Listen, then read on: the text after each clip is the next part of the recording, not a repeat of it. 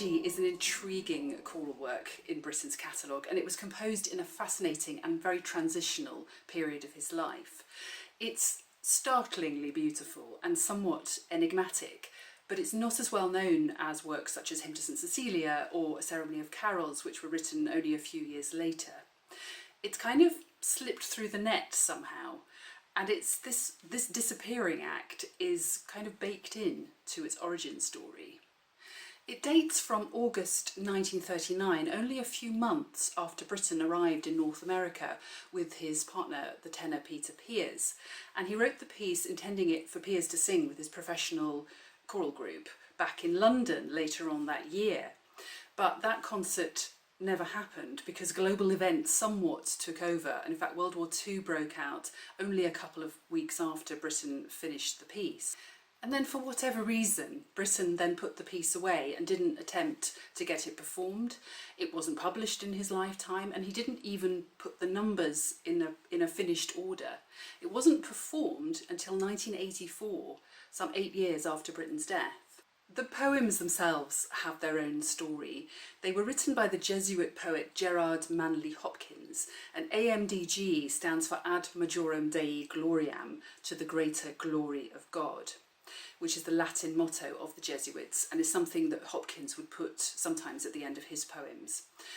And he was a very modest and reticent man who didn't publish much in his own lifetime, and in fact much of his poetry was published after his death by his friend Robert Bridges.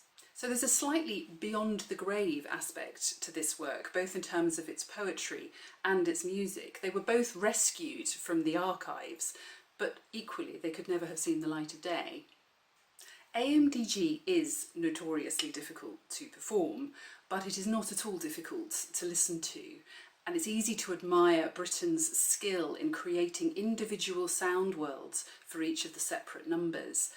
You can hear in The Soldier, the extract that opened this short film, how he manages to evoke the sounds of a military band with just using voices. And Heaven Haven, appropriately enough, has an atmosphere of total serenity.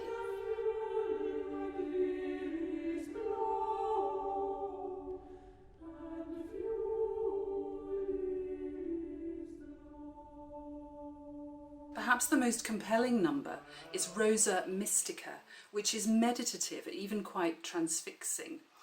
The male singers repeat a refrain in a kind of hushed monotone, over which the female singers waltz and whirl above in a joyful kind of way, but against this muttered backdrop.